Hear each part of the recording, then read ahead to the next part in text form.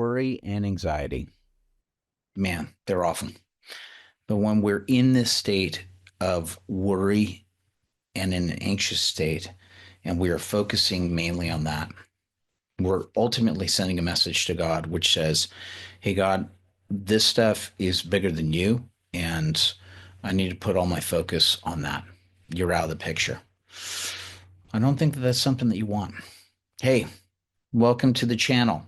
This is I'd Rather Be a Buffalo. My name is Kevin Gregg. This is a show that is dedicated to help you get through the storms of life, help you deepen your relationship with God, and help you to discover what God's purpose is in your life. Yeah, it's something that we all deal with.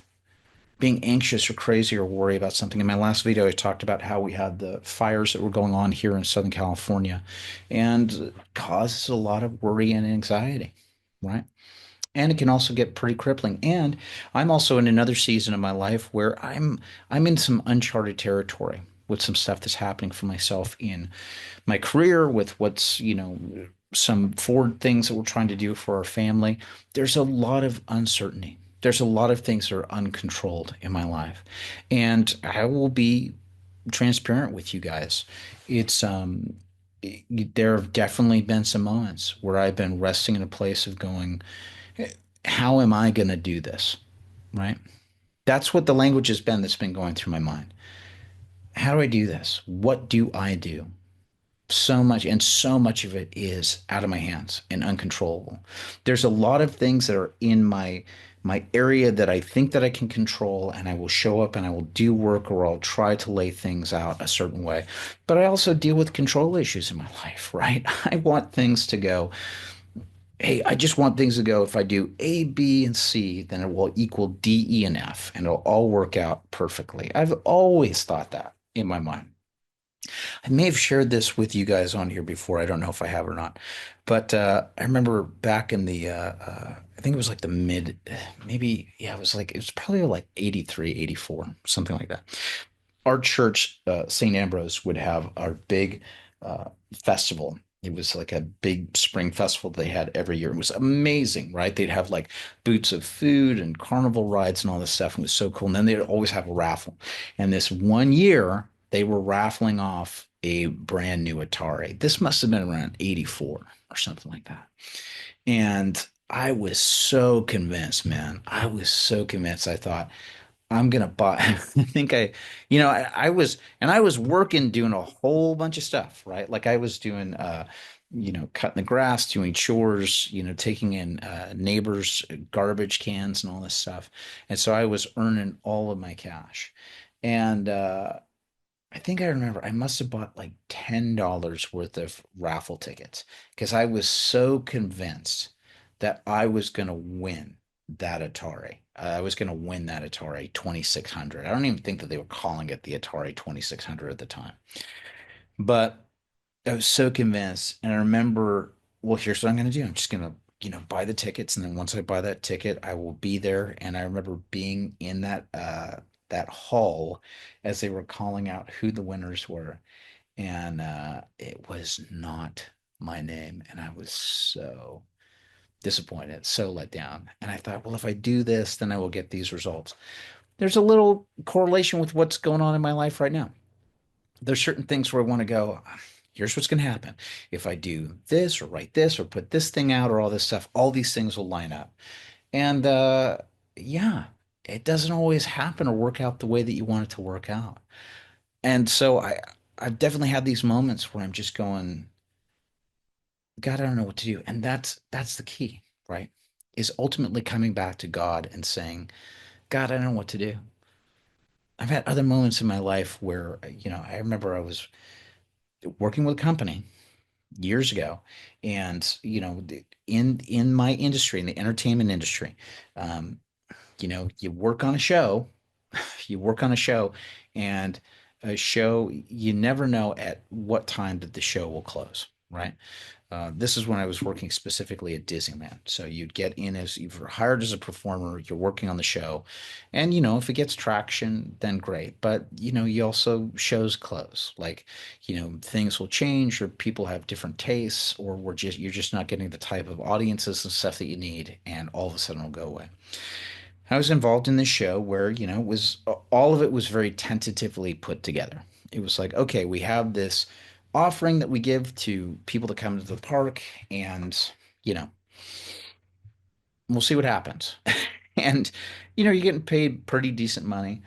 I remember we had one guy that was in our group, man. Like, he was just, he was just always, he was just always worried that we were going to lose our jobs, and he'd had the experience himself. He'd had stuff where he'd made some major life changes and had made a big move and all this stuff to get a job in a show, and then within months of him making that decision, that show closed and he had nothing. So he had this feeling that was going on to other people, and he'd talk about it. And listen, when you get an idea like that, it starts to spread. It starts to spread. It's like a little bit of a virus. It just grows, and it grows quickly. And so all of us, next thing you know, everyone was just worried, like, is our show going to close? Our show could close. Our show could close at any moment. And we just spent so many weeks and months in that state of mind. Um, that same show went for like over 15 years. It kept going. Like, it was just a little show that just wouldn't stop. And I think back to that when I was in those moments of like getting caught up in the worry or the anxiety of like, oh no, what's going to happen? And I remember the amount of time and energy that I lost with that. And you may be in a circumstance right now where, you're at a point of going like, I don't know where I'm going to get I don't know where I'm going to get money to pay the rent or the mortgage or to pay my bills at the end of the month or whatever that is. And you may not have a plan that's in front of you. And I would just I would counsel you on this, as difficult as it is, to invite God into this, to invite God into part of this process. Um, because I think that we can get so caught up in going, what can I do? What can I do? What can I do? What can I do? That we never take the time to pause, slow down, and say, Lord, I don't know what to do, and I need your help. And please guide me. I need your help to guide me, Lord. Help show me whatever it is that you need me to hear or to listen to or to obey or to submit to. Um, and I would also counsel you on this to try and pause to be able to listen to him for whatever that is. He may not give you a clear answer, but I do think that he is continually asking us to show up every single day and to invite him into the process and to be willing to hear whatever that answer is in our life. We may not get a clear cut answer. And even in the midst of our challenges or our worries or anxieties, he may even give us a call to do something that seems completely counterintuitive to what we should be doing. Do you want me to serve right now? You want me to help out at my church right now while I'm dealing with all these other feelings? And not to the point of like saying, well, I'm going to serve and then I'm not going to work, right? I want to get practical. If you're at a point where you need to get cash in the house and be working, figure out a way to do whatever that is. Whether it's day labor work or doing DoorDash or Uber or whatever the heck it is that you have to do, okay. Figure it out for that moment. But if there's something that's also being asked of you in the middle of it to go, wait a minute, Lord, I got to be doing all of this other hustling work, and at the same time, you're also asking me to serve at church and to volunteer, to help out the homeless in that area, whatever, to a point that it's not impacting your ability to be able to make money and to be able to obey that. All right. Okay, okay, God, I guess I'm going to listen to that and trust you. I think he's asking us to trust him and asking us to invite him in, even when we can't hear him, right? letting that worry and the anxiety take over and to be in charge. Rick Warren talks about it a lot. Like worry and anxiety, man. When you're practicing worry, it's practical atheism. You're basically saying that your troubles and your worries are bigger than God and that you've thrown him out of the process. I don't want you to do that, nor does our Lord, right? He wants you to go along with it because he gets it.